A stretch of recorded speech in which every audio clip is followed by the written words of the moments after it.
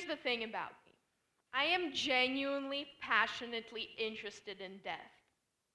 I don't talk about it much with others because most people don't usually find dead bodies to be a particularly pleasant topic to discuss over lunch. And experiences have shown that it's not the ideal icebreaker either. If anything, talking about death has proven to be a very effective social repellent. Now, I have an interest in death from a scientific perspective. I love reading books on forensic pathology and anthropology. Perhaps I might even pursue a career in one of those disciplines. I am not scared or disgusted by death because I have come to terms with the fact that one day I will be in the same position. Today, however, I want to talk to you about why it's okay and even necessary to be comfortable with our own deaths. We actually see death all around us, in the daily news, in CSI-type dramas, in crime thrillers. It seems that our society actually actively seeks out death in the media. The crime fiction genre generates more than $700 million a year, and the horror movie genre revenues about $8 billion annually. It seems to me as if we can be very comfortable with death as long as we can distance ourselves from it, whether it be through a page or maybe a TV screen. However, as soon as death becomes something personal, something tangible, something we can personally relate to, the topic suddenly becomes taboo. Of course, it is understandable why we do not want ourselves or our loved ones to die, and why it is difficult to openly discuss such matters. Our society puts incredible amounts of effort into prolonging our lives. We exercise, we eat healthy, we shame bad habits. Avoiding death becomes our ultimate, although realistically unachievable goal. This is particularly true in certain superstitious cultures. I have seen this in my own country to a great extent.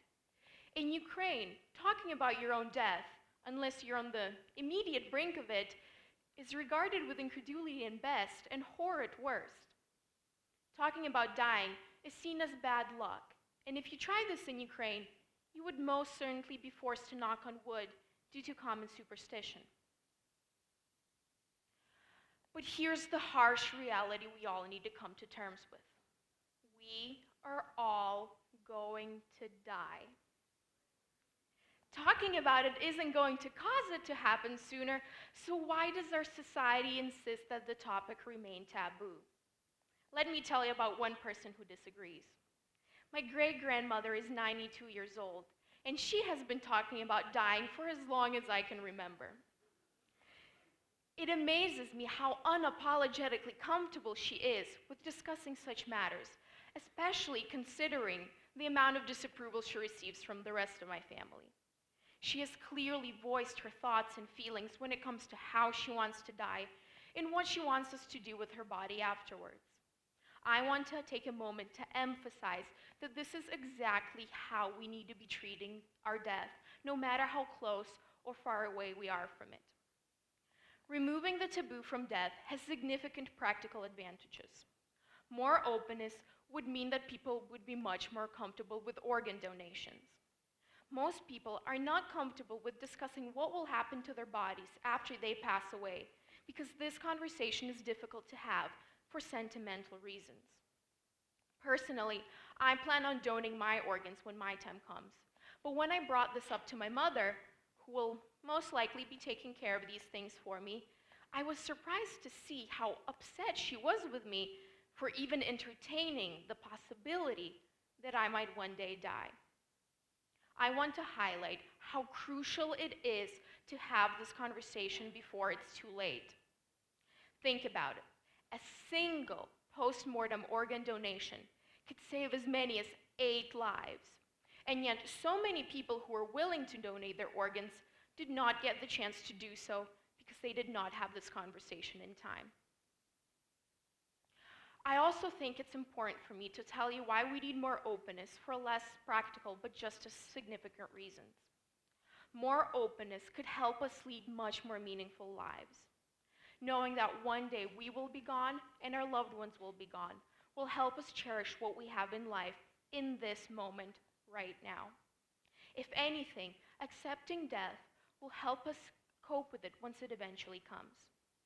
Most importantly, if we truly care about our loved ones, it should be our goal to respect their wishes when it comes to their passing.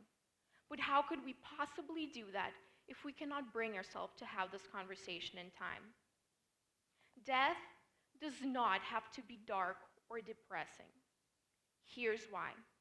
Only when we fully wrap our minds around our own mortality can we truly be alive. The finality of death can be that kick in the butt that all of us need to live our life to the fullest. For some, it may be the reason that they finally purchased the ticket to the country they have always wanted to visit. For some, it may be the push to finally quit the job they have always despised. And yet for some others, it may help them finally approach the person they have always loved, but were too afraid to admit it. Coming to terms with death can be a wonderful, liberating experience if only we rid ourselves of the fear that we associate with dying. I know that I have told you this already, but I also know that the single fact that we all know is extremely hard to digest. I'll say it again. We are all going to die. I'm going to die. You are going to die. And that's okay. What isn't okay is how afraid we are of talking about what will happen when we pass away or our loved ones pass away, when these are the conversations that matter most. I hope that today I brought at least some of you one step closer to accepting your own mortality. So now that you know that you're going to die, go buy that airplane ticket, go quit that job you hate, and go tell that person that you love them. Most importantly, don't be afraid. After all, to the well-organized mind, death is but the next great adventure. Thank you.